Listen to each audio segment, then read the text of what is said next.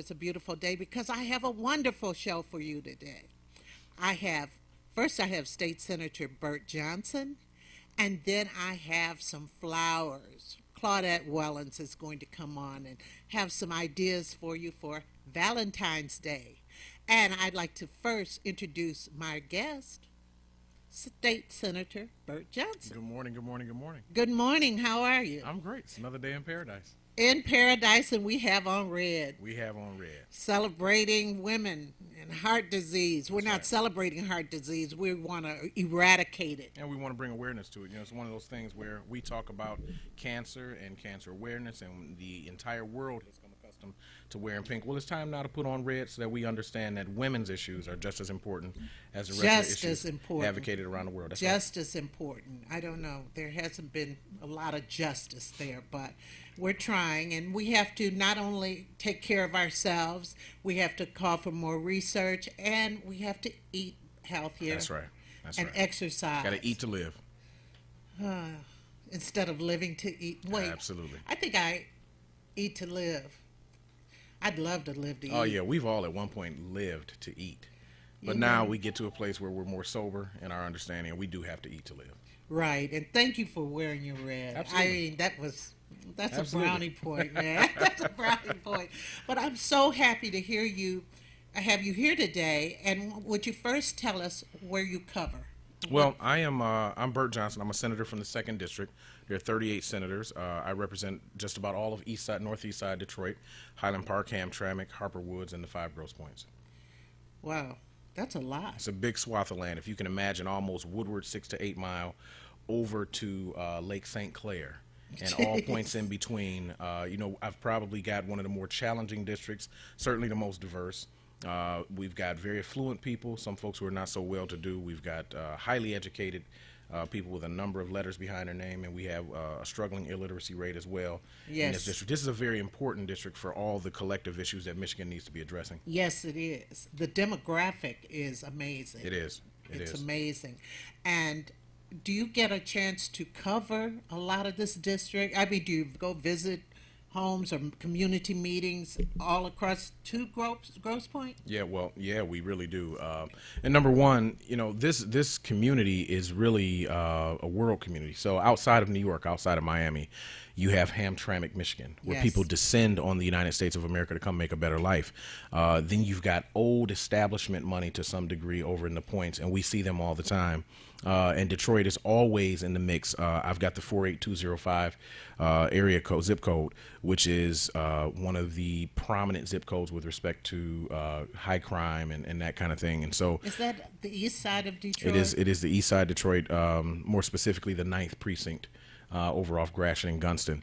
And so there's a lot going on in this district, and we get around, we do coffee hours, we do community meetings, we do home visits, we do anything that's necessary. We hardly have ever told anybody we cannot come their way on an issue. Okay, now what's going on? Well, there's so many things that people talk about and want me to ask about. Right. But I'll start with you. What are some of the things that my viewers need to know about that are going on in Michigan and that impact them? Oh, how much time do you have? Well, it's there's a myriad of things going on. We understand since January 1st of 2011 that we have had Republicans in complete control of Michigan's government. And what that has meant for us from a policy perspective is that they have gotten their way. Yes, even with the pensioners. Oh, yeah. And I have to mention that because was there any debate there? It seemed like all of a sudden they said, well, we're going to start taxing your pensions. That was one of the first things that they did, and so there was a natural ramp up. They didn't just go at it very quickly, but they did it quicker than most things come to pass. Was there discussion? Hardly. And you How does got to that give happen, though, Burt? Well, when you are the governor and you're Republican, when you are the state legislature and you're entirely Republican in the House and the Senate, they stage debate, and so they'll put a bill in committee, they'll have a hearing, people will come and they will put in testimony cards to say I'm for it or I'm against it. Now, our beloved senior showed up and got what was really going to be a $900 million pension tax on them. down to about 300 million. So there's a lesson in there as we approach this November election where we have a chance to move a governor out and move another governor in. There's a lesson that what the pensioners taught us across this state is that your advocacy counts, because they got rid of 2/3 of what was going to be put on them in a pension tax. So advocacy still counts. Showing up at the Capitol, writing letters, emailing, calling, hounding. Remember people showed up for right to work. Yes, they did. And I tell people all the time that this governor doesn't care if you march against him. That's right. He has no conscience base at all as far as that is concerned. That's right. Don't you agree? Absolutely. He's probably the most political governor we've ever had because he's so corporate driven. And his mantra is to make money. And after all, we live in a capital economy, and they have figured out how to descend out of the private sector into the public sector, mismanage it for the purpose of giving money to their corporate benefactors. And they've turned public service into, they've almost commoditized it to make it a money-making venture all the way around, to connect it to the corporate cycle in this country. And, it's not just Michigan. It's not just Detroit. It's happening all across the country. And the eyes of the world are on Michigan, and especially Detroit with her bankruptcy issue that we were forced into because of this same governor, his emergency management style. And now what people are going to do is follow what has happened in Detroit. Yeah, because some precedents have been set. Sure, that's right. That's right. And I heard they're even looking at him for the national level. Well, it's funny you mentioned that because I said that some years ago, when he first got the job, that if he did certain things and people accepted his definitions, he's going to say he's tried to fix education in urban areas. He's going to say he's tried to usher Detroit through the largest bankruptcy in American history and has done so in 18 months. And with what's probably going to be the absence of Christie out in New Jersey on the national front, you're probably going to see Rick Snyder be appreciated, at least from a moderate standpoint, by the Republican Party and embraced. They're already talking about it.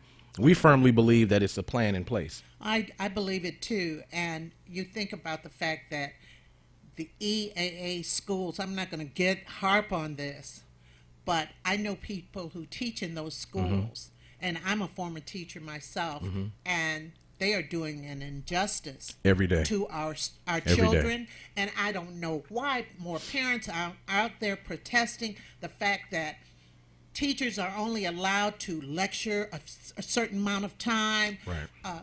Kids can't ask questions like that. They have to follow a little man on a computer. Right. This chronic teaching to the test. Oh, it's terrible. It is terrible. Plus, there's some other things that we're not going to get into right now as far as those EAA schools are concerned, and they had to borrow money, borrow money from Detroit Public Absolutely, Schools. And they did.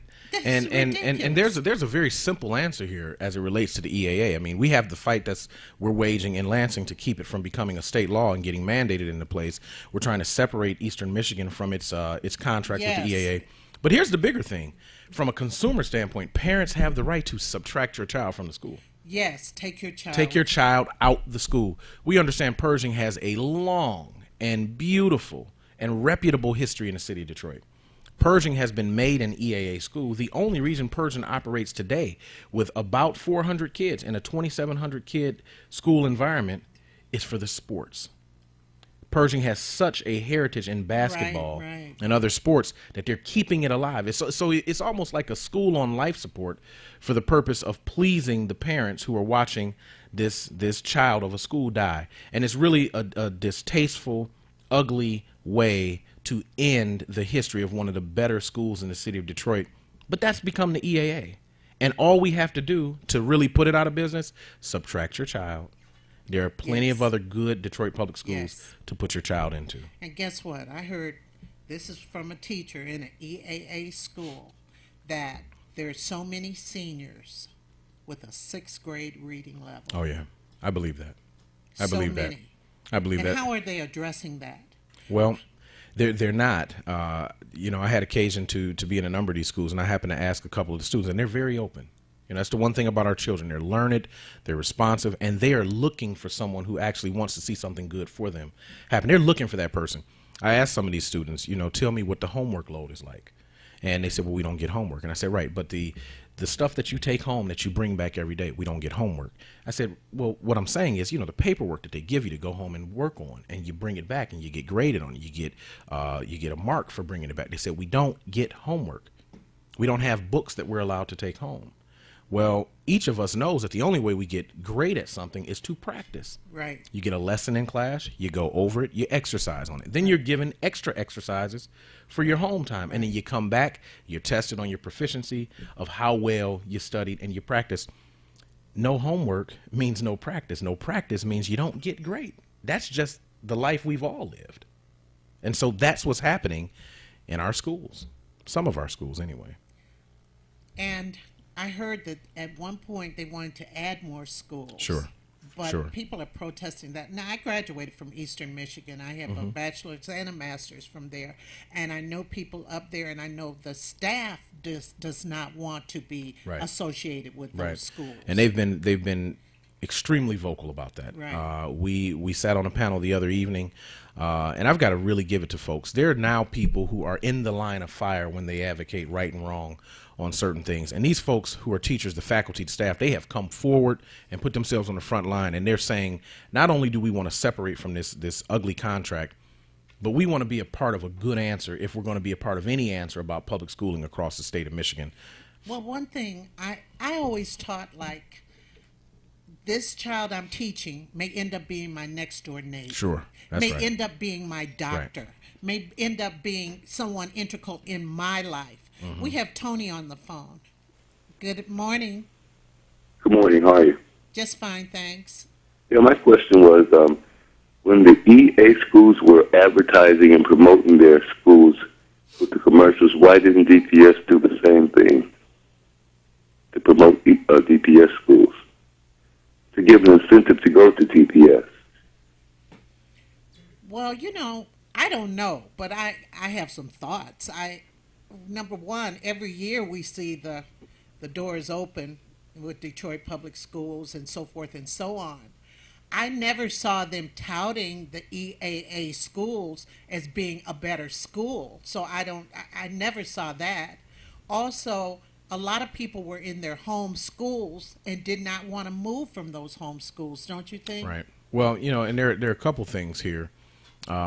It is counterintuitive that the reason you have, and he's asking a great question, yes, because what he is seeing is the EAA recruit students in. Now, by definition, by state definition, that's yet to be codified into law, the EAA is comprised of schools that are underperforming at a particular level. Right. And if that class of young people is underperforming at that level, why then would you be recruiting anybody into a system that you're trying to remediate? And so what he's seeing, what he's witnessing, like a number of us are, is the absolute decimation of public schooling in the city of Detroit that will then follow across the state, of course, in Ecorse and Inkster, Romulus, here in Highland Park, and other urban areas where we are predominantly the customers of those school systems. But also he's seeing the raising of they're trying to make awareness about EAA and the inclusion of kids in the EAA a premier issue so that they can promote a system that is continuously needy in the state size and then requires that oversight. And so it's a disgusting display of the state's intrusion into the rights of families to see their children educated in the public system. Right. It's disgraceful. It's really, really disgraceful. And a lot of people all the parents have to do is go in there. That's right. All they have to do, it is their right. That's right. And I hope we answered some of your question because I didn't know the answer. I just speculated. And to his credit, why didn't DPS do what he saw EAA do?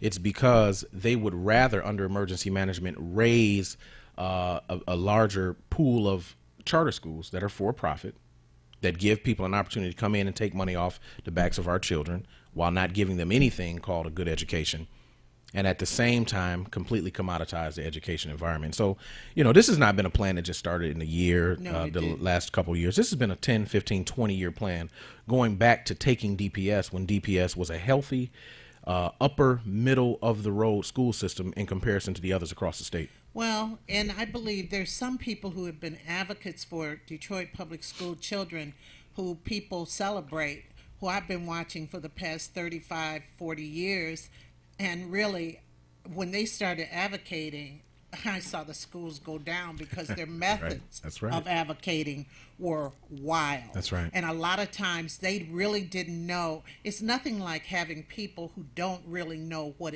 a school needs Right. to Right. be yelling That's at right. school board members Right. and so forth. And we want to be in the schools and we want to do that. Well, look what happened. I mean, I'm into parents coming into school, but to a certain point. Everybody has their territory. That's right. Or their lane. That's and right. together You gotta stay we in it. can make it happen. Right. But when you try to run over something, but that's a whole nother deal. No, All but you're I right. know is this. All I know is this. I cry for the students who are in these schools right now. I do, because I remember when Detroit Public Schools were the greatest. Yeah.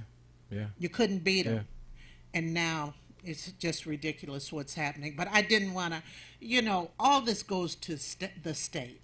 That's right. That's right, because across the country, states' rights are really what are on the line here. And they're under attack. Citizens' ability to live a good life, a particular quality of life in this country is guaranteed by the United States Constitution and those of the states that they live in. States' rights are on the line. So when we say that women in this state now, under health insurance mandates, have to carry a rider that just in case a woman would need to use her insurance for an abortion. And there are a number of different reasons why a woman would require that type of surgical procedure. Right. It's not just that a woman has made a choice that she doesn't want and wants to terminate a pregnancy. It could be the health of that child. It could be the health of the child. It could be the health of the woman. Many women who are anticipating, and their husbands and their families who are anticipating a new birth that's going to just like really turn the house into something beautiful. Many women get faced with healthcare choices where a doctor comes in and says, I've got to give you the options for where we are because your child, if brought to term, may have these different conditions. And women should be allowed to make the kind of decisions necessary to have a good life. I can't, as a man, I can't on one day imagine what it must be like for a woman to go through those kinds of challenges. But for this legislature to say you got to carry a rider on your insurance in case you need the service. Was there debate? Hardly. And when there was debate on the floor, I've been in the legislature now 13 years as a staffer and as an elected official. I've seen a lot of impassioned debate on both sides of issues. Some that I could appreciate, others I could have done not with. But I've also seen on this particular debate some of the most touching, impactful testimony of all time. Our Democratic leader, Gretchen Whitmer, testified and let out to the world that she had been raped 20 years ago. Right. And I'm telling you, it caught all of us off guard. We were stunned, and you could have heard a pin drop. And her testimony was so real. And right on the other side of that, 2 of the 4 women who are Republicans in the Senate and 1 black guy out of the city of Detroit who's a Democrat, they voted to do this thing. Now, in the fraternity that is to be a man, we sort of try to stick together on issues that are germane to our health and our wellness and our well-being. But I know that's supposed to happen. How dare somebody try to intrude like that? What has happened to the legislature, especially the Republican Party, where they are so conservative? How dare they? It's a little bit like a gang. They follow a mantra, whether everybody agrees with it or not. And one thing I will say about Republicans, they don't fall in love. They fall in line. They stand behind whatever it is they've come up with and march out of that caucus room with orders to fulfill. So can't this be something that the Democrats highlight in this year's election? Sure. Highlight this fact? I mean, I haven't heard a lot about it. I haven't heard a lot about much that's going to be happening. And I try to listen or keep my ear to the ground about it. But, Burt, I think that this year you got to be louder. Absolutely louder. One of the things that I'm particularly disgusted at, my staff believes that I'm a little too cynical sometimes, but I'm also a realist. And I think there's not enough awareness about issues that are really affecting people's lives. People sort of think that as they float through the community, and particularly if you're poor, you're just trying to survive. But they don't really understand that there's a whole group of people that are making that survival harder on an everyday basis. So this is not rocket science as to how we should be clarifying these issues in front of people and giving ourselves a chance to win and put a better government in place. This is real simple. Women, seniors, children, all under attack. If you're a person of color, under attack. If you live in a community where your predominant population is a population of color, you're under attack. If the poverty level in your community is at a particular level, your community's under attack. If you're looking to get educated on the public dime and you're in one of these urban settings, you're under attack. If you are a pensioner who worked dutifully, raised a family, paid taxes, set a good family and people out in the community to work as your children, you're under attack. If you are a worker and your rights and your pension and your health care are ever the subject of debate, you're under attack. If you are an educator, if you went to school to get an education, to go on and educate others, to follow behind you, you're under attack. This is not rocket science. And that what I just described is the majority of not just the Democratic Party, but the majority of the population in the state of Michigan, almost 10 million people. Yes. It should be very easy then for us to get up and take it back. People have to know. People have to know, not just in Detroit, but on the outskirts, how this is hitting them at home. Right. The people in Grosse Pointe, the women who may be out there for women's rights, they need to know how their rights have been infringed upon. Right. And there are proposals today that would, sometimes these laws pass and they're single laws that do certain things. But then every blue moon comes along a process that would completely push into perpetuity the policies they put in place. There's an article in the paper today. There's a group that's going to be out gathering petition signatures for a part-time legislature. Right. Now, the moment I talk about that, people are going to say, oh, well, Burt, it's just because you want your job. Let me be clear. There are many other jobs that Burt could have. But couldn't the governor override so many things because not just override, he would have the ultimate juice. Right. Because there are no limits with his authority. And they have to get 300 and something signatures. 1,000 signatures by July to get it on the November ballot, which is a scary proposition. I've seen an interview with this man, and he's begging for money. He might just get it. Yeah. You know, but the thing is, people have to know not to sign that. That's right. Because I thought about it. I said, well, it'll bring their salaries down to $35,000, this and that. But a part-time person fighting for me? Yeah. I mean, I couldn't on one day understand why someone in a challenged environment decide that would be a good thing for them. And the one thing I figured out about this country, because there's a ton of money floating in and out of this country, is that there's money enough for everybody. So why in the world would I be concerned with what the gentleman behind the glass over here producing the show, why would I be concerned about what he makes? Why would I be concerned about limiting your ability as an educator or whatever else it is you've done in your profession? Why would I be concerned about limiting your professional relationship with the community? That's what I failed to understand, and that's something that the Democratic Party needs to let people know. They need to break it down like people are in the fifth grade. That's right. Break it down, and talk and talk and talk, and you get your constituencies to talk to other people and so forth and so on. And I'm telling you this because, well, you're in this office right now, and the people that you do impact. And some other things are going on statewide too, aren't there? A lot of things. We, from healthcare to education to women's issues, the women's issue has taken sort of a front burner position because they're varied now. Like I said, there's only 4 women in the Michigan Senate. There are 38 senators. So ask yourself, I'm someone that you could probably trust to talk about women's issues, but I can't bring women's issues to the floor the way a woman can. And when you don't have women, you don't have balance. I mean, that's just life. Any of us who grew up, particularly those of us in the black community, we all grew up under Big Ma. Big Ma set the tone, and her tone was a steady tone. The men sort of come and go. They're allowed to float in and float out, and most of them we hope do right. But Big Ma, she prepares those meals. She's going to teach you how to pray. She's going to see to it you sit down for your lessons to do your homework. She's going to check in on you. What are you doing outside? Who are those boys you're hanging with? I want you to come in, stay in for an hour. Then you can go back out. Come in or go out the house, but don't waste my air conditioning. Big Ma set the tone. So not having her, can you imagine subtraction of her from the familial environment and then the professional environment? It gets really bad. Absolutely. So women's issues are a premier issue now in the legislature. But in addition to that are issues of grand poverty.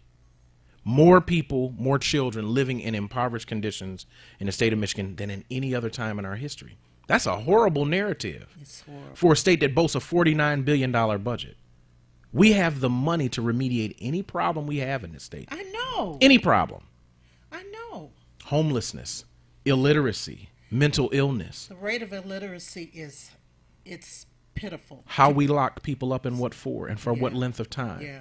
You know, these are all social leaning issues, but I would argue that everybody that I work with, whether they're Jewish or they're Christian or they're Catholic or they're Muslim, these folks all pray out of a book, as I do, that says the same thing about the people who are in the lower rung. They all say, take care of that group at the bottom and everything for you at the top will be good. Right. And we don't do it.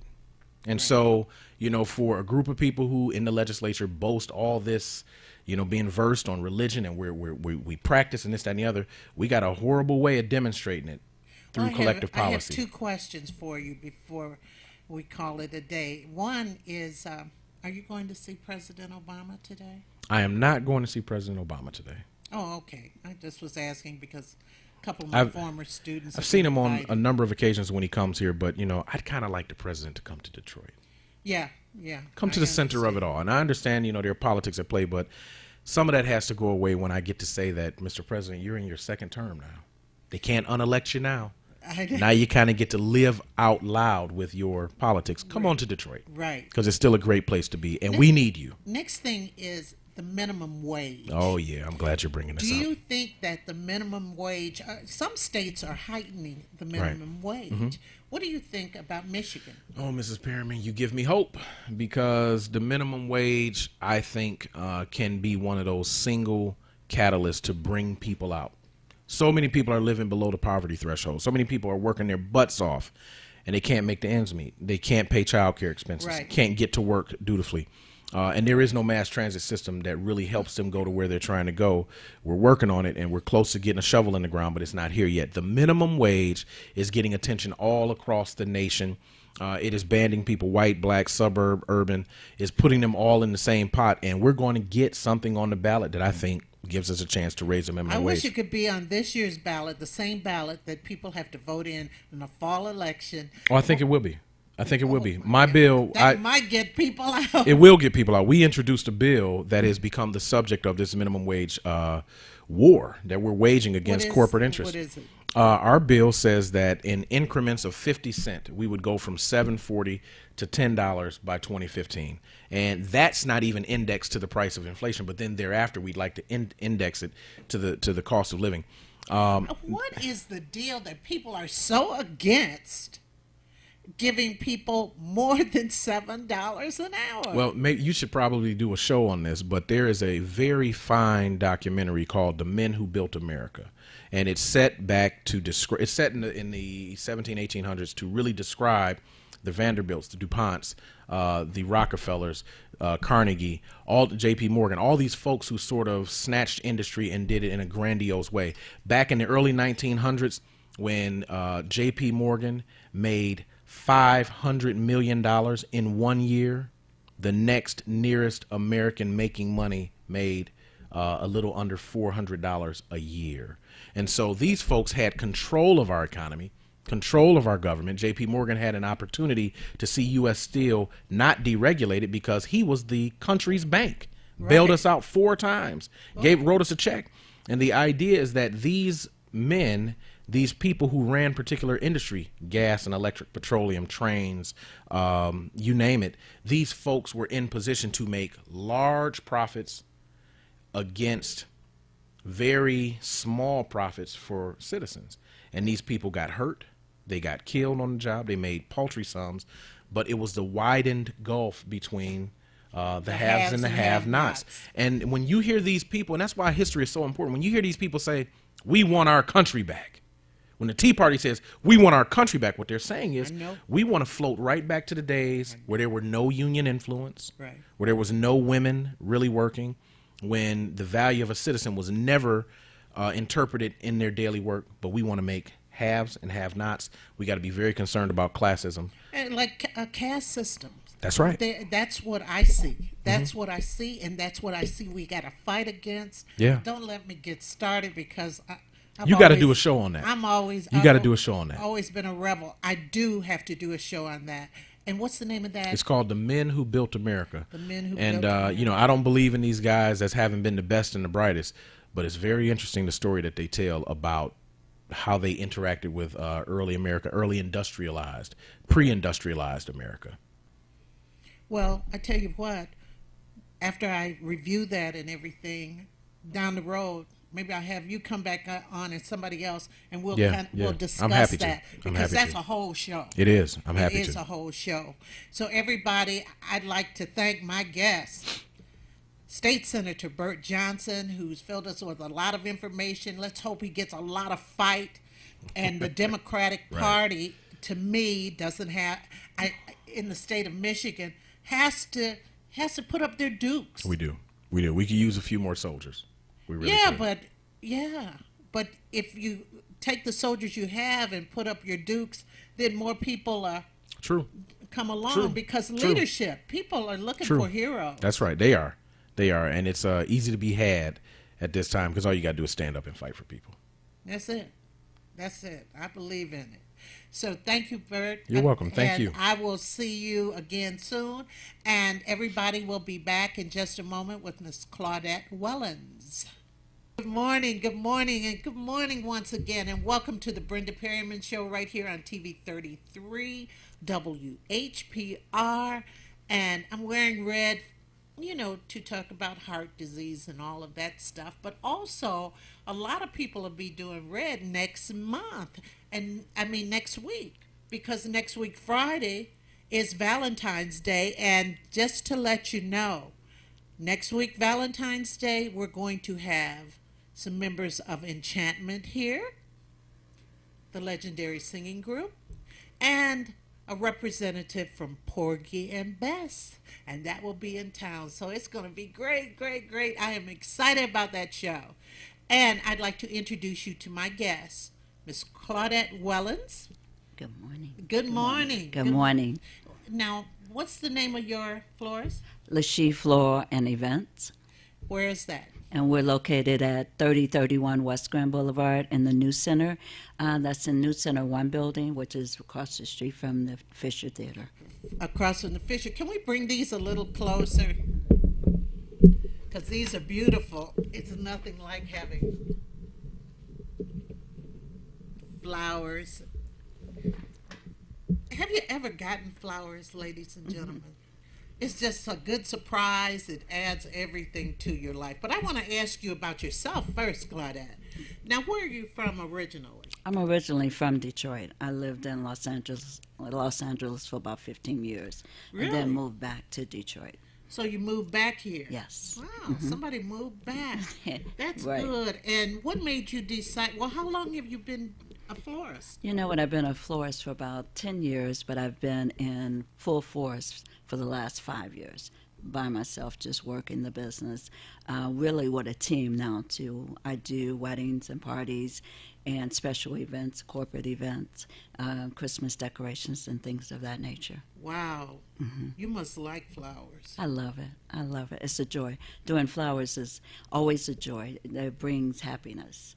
Very few times a person is not happy about receiving flowers. I know. Well, my father was never happy about it.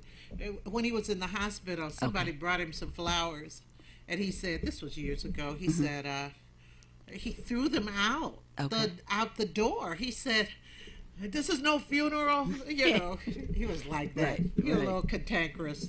Tell us about this beautiful arrangement you have here. Thank you. You know what? This is a martini glass that I put red and pink roses around it.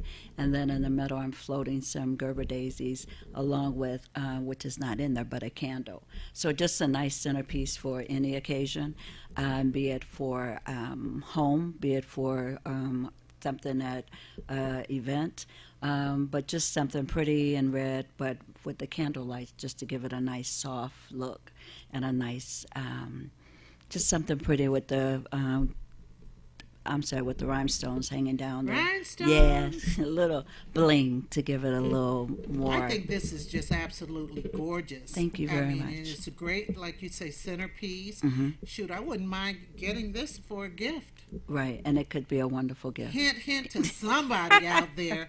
What's your phone number? My phone number is 313-575-6114. Like I said, and we are on Facebook as well, and it's Lachey Floral. Spell Lachey. Lachey, capital L-A, and then S-H-E-E, and then it's Floral and Events, the and sign. Now, you say you do events. Yes, we do. We do events, and I want to say as far as the corporate events, we orchestrate the event itself. If that's what nice. What our client would like. So if your client would like you to come in and they say, well, we're going to have this important meeting. I have some clients I want to impress. I want to, in fact, with it, I want to give them a little breakfast. Okay, correct. What would you do? Well, what I would do is we have also other companies that we work with in vendors with linen and things of that nature, just to bring the level up to a certain standard for our client. So I would do the registration of their guests as well, take that in, as well as set up their room for breakfast, and then change it over if they're going to do lunch. We work with some, like Dearborn Inn, we do events there. And so at St. Regis, which is next door to us, we also do events there. Wow, you all are busy. Thank you. Yes, we're Tell blessed. me about this beautiful, beautiful arrangement in this vase. Thank you. Vase. Is it vase? Vase, vase. You know what that is? A square vase, clear vase, with is trimmed around the bottom with the rhinestones. This is beautiful. Yeah, which gives it that extra little bling, you know what I'm saying, and just kind of brings it up a little bit. And there is some white hydrangeas, and white hydrangeas always are full. Where did you get these in the winter? Well, you know what? Here we have in the city of Detroit, there's a couple of local wholesalers that we work with. And then outside of the Detroit area, there's a place called Oswald's in the city of Detroit, and there's Nordley's, which are both wholesalers that we associate with. Oh, so they get the flowers in? Yes. Oh, okay. Yes. I thought somebody was growing them. No, that would, yes, right. Yeah, this below Not zero right. weather. Not so, happening. so tell me, where did your ambition to deal with flowers come from? You know what?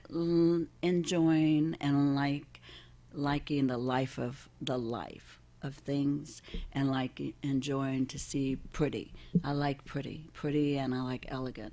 So just kind of using that and using what God has given me to make it flourish. It's a love. Once I start playing, it's just one thing leads to another. Wow. And you started this 10 years ago? And more, really more. But then I used to play. What did you do prior to that? You know what? I used to work for an insurance company as a risk manager in California, and then when I moved back here, I worked with insurance company as well, do it with municipalities, handling claims. Do you ever miss California weather? Oh, yes, of course. Right about now, yes, I do. I know. Yeah, my girlfriend called me the other day, said it was 81, and I'm like, okay, try 8 here. Right. Yeah, I've been out there this time of year, driving with the top down. Correct. California dream. Anyway, so did you have a natural gift, or did you take a class that showed you how to? You know, it was between the two. I'd say part of it is natural, but I've had classes in LA, also here locally, and then some of the people that I've worked with in the city, to try to create more talent. The city of Detroit has some wonderful and very talented florists, designers. We do, and it's just a matter. I'd like to give a shout out to an old friend of mine. She passed away a few years ago, Pat Terry. Oh, yes. And her mother, Mabel Terry. They are late, but they had Terry's Enchanted Gardens, and I think Pat's daughter runs it now. But I just wanted to tell you, she make wonderful designs, down to the boutonnieres for my son's going to the prom and Mm-hmm. all of that. Now, do you do things like that? We do. We for do. the proms and everything? We do bouquets, of course, for weddings, but we do corsages, things for proms. We work with churches for special events.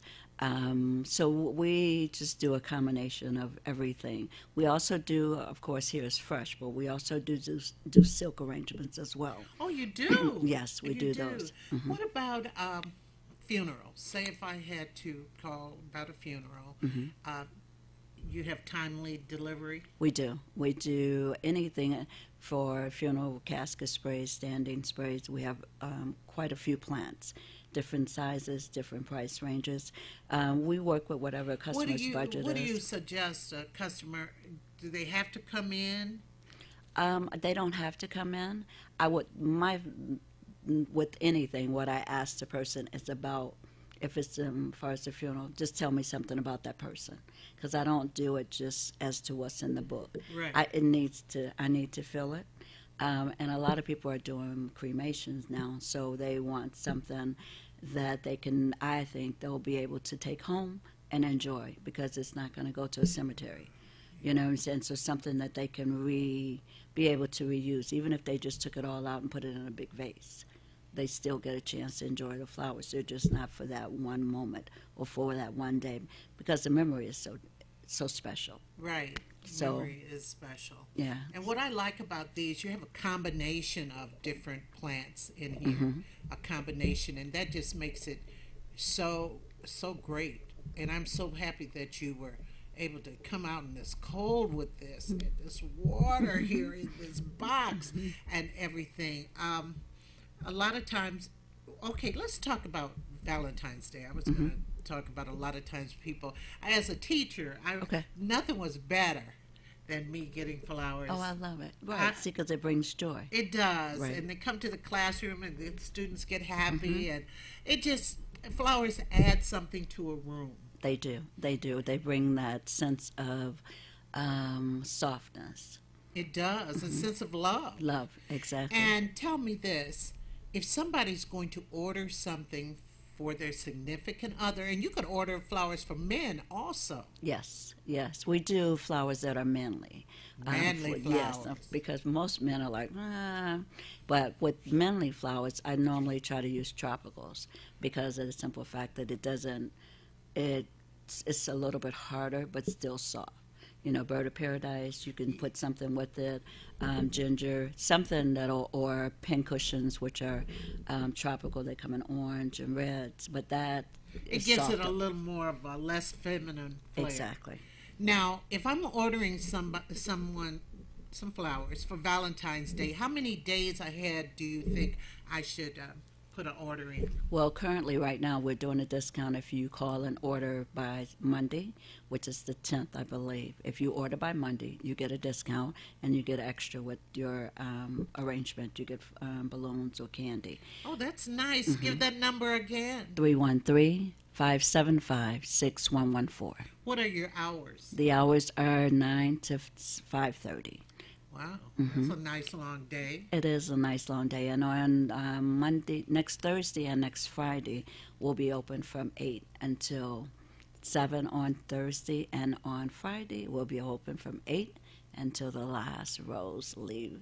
Until the last rose or the last leaves, chocolate right. leaves. Yes. Well, yeah, so people should call in or come in. Or stop by. Right, the New Center 1 building, because my friend Ricky Welch has silver That's fox right. furs in there, so maybe we want to get some flowers and a fur.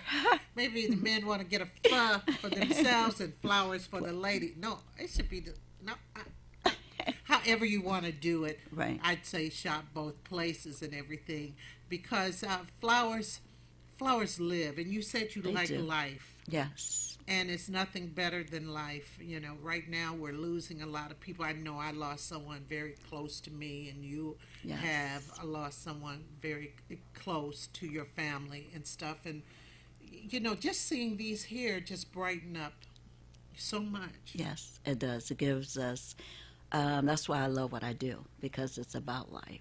You know what I'm saying? And we have to enjoy it as much as we can, because We don't know when it will be. You never know. You know, Right. it's in God's hands. Yes. It's in God's hands. What about roses? A dozen roses. A lot of people, they want roses, but they say, I'm not even going to ask about roses because roses are so expensive. Right, roses have gone up a little bit, well, of course, in pricing this week. So a dozen roses, $60 in a vase, which is nice because with me, though, Do you get get the a chocolate. discount with 2 dozen? You do, that you do. And you get chocolate, and you get, like I said, balloon or teddy bear, Oh, whatever this your is with choice. that dozen roses? Yeah. A Yes. balloon, chocolate, and If you teddy do, bear? well, you don't get you get the chocolate or the teddy bear. Oh. You get the balloon, or chocolate or teddy bear.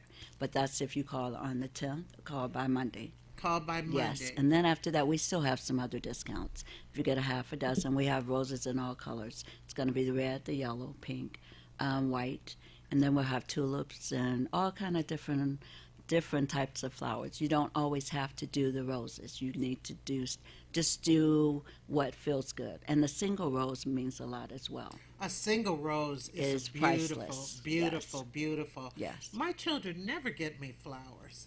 Okay, It's we'll have just- to fix that. Well, They do different. You know, they give me Amazon gift cards, but I mean, it would be nice to have a flower. I guess they just don't think of it. My son doesn't think of it. But they give you everything else. Yeah. Right, that's yeah. the thing. Yeah. But I spoiled them, and They spoil you. well, not enough. No, I'm kidding. I know I'm you kidding, are. everybody. I know. I'm kidding, everybody. I love my children. They've been very, Priceless. very priceless, right? Now and stuff like this. I love this vase. Do you have this vase at the shop? I do. I have it in different sizes. That one there is a 7 by 7, and then I have the bigger ones and the smaller They're all ones, square. round and square, and then I have some tall round ones. That's what I was going to ask Yes. you, if you had any tall ones with the Yes. rhinestones around them. I do. This is just fabulous. Thank you very much. Let me kind of turn it around so that my audience can see. Oh, Yes. the roses are so nice. Why are roses expensive? You know what? The way they grow, and because of the value of them themselves, what they speak. Roses and orchids are normally what's kind of priceless. Now, I know you mentioned orchids and everything. I started thinking about Easter. I started thinking about Mother's Day. Correct. And everything. Do a lot of people give flowers for Mother's Day? They do. I would say Valentine's Day and Mother's Day are the biggest days for flowers because everyone has a mother or a grandmother or someone, a woman in their life that they want to show love to. Those Hallmark holidays. Yes, I wish it my is. name was Miss Hallmark. I tell you. That makes two of us. TV Yes. 33 would be around the world, not only courtesy of the World Wide Web, but courtesy of, this would be a national network, I tell you. Yes. But people kind of go for it. And then flowers, sometimes people, it's a last minute thing. Yes. Do you find people come in with last minute? Yes, which is the ones that are, they come in saying, I just need you to hook me up. I can't go home without something. So you just have to give them, and at that point, it just makes it special. Those are the ones, too, that have a tendency to come back and say, it was perfect, it was the right color, she loved it. A week later, it's still living. Yeah. You know what I'm yeah. saying? That's because what you you use like. good product. Yes, and that's because I have to. Because if I don't, one, it doesn't speak for my business, for my company. We have to make sure that people get repeated customers. And for someone to say, you're my florist, that means a lot to me. Wow. Well, you're my florist. Why, you thank are you. my florist because I believe in supporting people in the community. And you are in the community. Thank you. And you're right down off 2nd. Yes. 2nd and the Boulevard, right in the new Center 1 building. Is it the kiosk back Yes, there? it's the area Right in the main lobby. floor. Right. Right on the main floor, right in the lobby. Do you Yes. think you're going to stay in Detroit? Oh, well, no question. Yes, I'm going to expand in Detroit. Are you? Yeah. God has great things planned. Yes. Oh, I'm excited. I am too. You I have am to too. keep me informed about this. I will. That is so very, very important. Detroit is a good place. Do you have children? I have 2 daughters. One has a love for this. The other one, she's in between. But the one that is 19, she's going to school right now for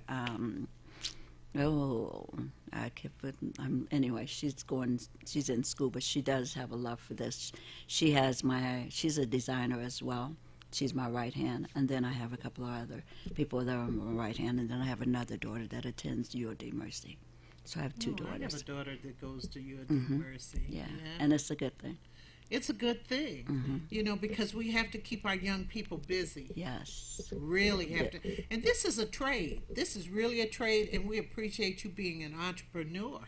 Thank you. Because it's stepping out on faith. Faith in yourself. Yes. First. And faith in God. Yes. I mean, to do that.